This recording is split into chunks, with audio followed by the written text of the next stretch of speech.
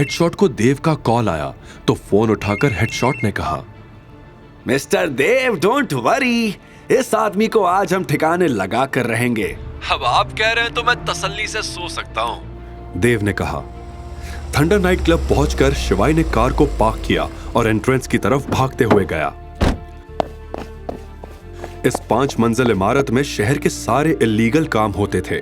शहर के सारे गुंडे माफिया हर रात यहां आते और अपने गलत कामों को अंजाम देते थे। शिवाय थंडर नाइट क्लब के काले कारनामों को जानता था, इसीलिए अवंतिका के पास जल्दी से जल्दी पहुंचना चाहता था।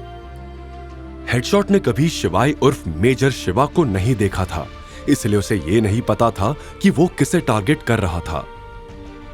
उधर जब शिवाय क्लब में दाखिल हो चुका था तो वहीं दूसरी तरफ अवंतिका इस वक्त सोफे पर घबराई हुई बैठी थी। उसने सिंपल ब्लैक सूट पहना था। बिना मेकअप के भी वो बहुत खूबसूरत दिख रही थी। विकी उसे देख देख कर पागल हो रहा था। विकी ने बिना देर किए अवंतिका का हाथ पकड़ लिया, लेकिन अवंतिका ने तुरंत अपना हाथ खींच लिया और सख्त आवाज में बोली, मिस्टर विकी, मैं यहाँ बिजनेस के सिलसिले में आपसे मिलने आई हूँ। प्लीज थोड़ा तमीज से पेश आइए।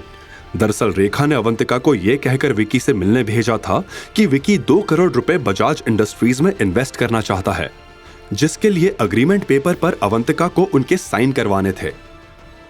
अवंतिका, इतनी जल्दी भी क्या है? डिस्कशन में कोऑपरेशन होना भी जरूरी है।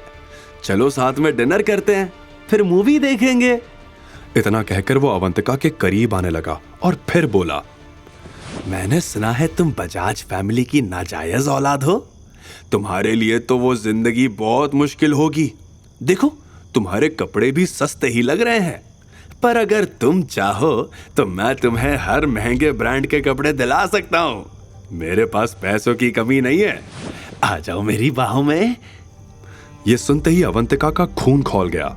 उसने विकी की आंखों में देखते हुए सख्त लहजे में कहा, मिस्टर विकी, मैं वैसे लोगों में से नहीं हूं जो चंद पैसों के लिए अपना सेल्फ रिस्पेक्ट बेचते। आप तमीज से बात करें। अब विकी का भी खून खौल गया। तुम मुझे मना कर रही हो? मुझे नीची नजरों से देख रही हो? मैंने ऐसा कुछ नहीं किया। आप मेरी बातों का गलत मतलब निकाल रहे हैं। मिस्टर विकी, हम यहाँ डील की बात करने आए हैं, तो प्लीज वही करते हैं। आप जल्दी से इन डॉक्यूमेंट्स पर साइन कर दीजिए।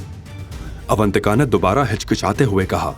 अब विकी को अवंतिका पर बहुत गुस्सा आ रहा था, लेकिन उसे अवंतिका का यह बिहेवियर और भी ज्यादा अट्रैक्ट कर रहा था। वो अवंतिका को छूने के लिए पागल हो रहा था।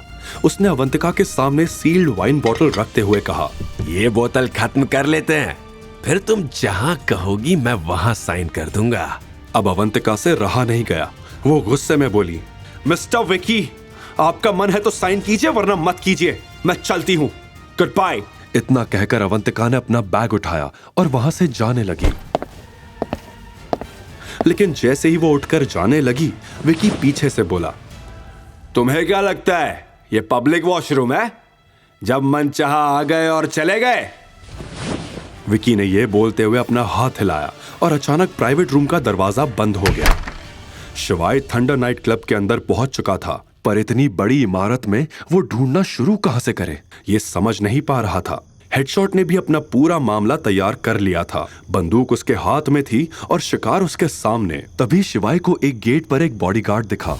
उसने बॉडीगार्ड को चीते की फुर्ती से दबोचा और फिर उसी की बंदूक उसके सिर पर तान कर पूछा, क्या यहाँ विकी नाम के आदमी के पास कोई 28 साल की लड़की आई है? वो कहाँ है? जल्दी बताओ, वरना ये सारी गोलियां तुम्हारे अंदर उतार दूंगा। बॉडीगार्ड अपनी ही बंदूक देखकर डर गया, लेकिन उसने अपना मुंह बंद रखा। शिवाय ने बॉडीगार्ड के सर पर बंदूक से वार किया और उसे बेहोश करके सामने की तरफ भागते हुए निकल गया। वहीं दूसरी तरफ अवंतिका चिल्लाते हुए विकी से बोली, ये आप क्या कर रहे हैं? मुझे जाने दीजिए। तुम्हें सच में लगता है कि तुम्हें यहाँ डॉक्यूमेंट्स पर साइन लेने भेजा है? ओह माय गॉड, मैं तुम्हें सच बताता हूं, बजाज फैमिली ने तुम्हें 2 करोड़ में बेचा है मुझे। वो 50 लाख एडवांस भी ले चुके हैं। तो चुपचाप आओ और मेरे ऊपर बैठ जाओ। अवंतिका को यह सुन के जोर का झटका लगा। उसे इस घटिया सिचुएशन की बिल्कुल उम्मीद नहीं थी। वो तो दादी के कहने पर यहां आई थी, तो क्या दादी भी सबके साथ मिली हुई थी? नहीं, ये सच नहीं हो सकता। वो खुद ही बड़बड़ाने लगी। तभी विकी पीछे से उसके करीब आया और उसने अवंतिका की कमर पकड़ ली। अवंतिका ने खुद को संभाला और विकी का हाथ झटककर उसे जोर का तमाचा जड़ दिया। जब दरवाजा नहीं खुला तो अवंतिका रोते हुए चिल्लाने लगी, दरवाजा खोलो, बचाओ मुझे, कोई है? प्लीज मेरी मदद करो।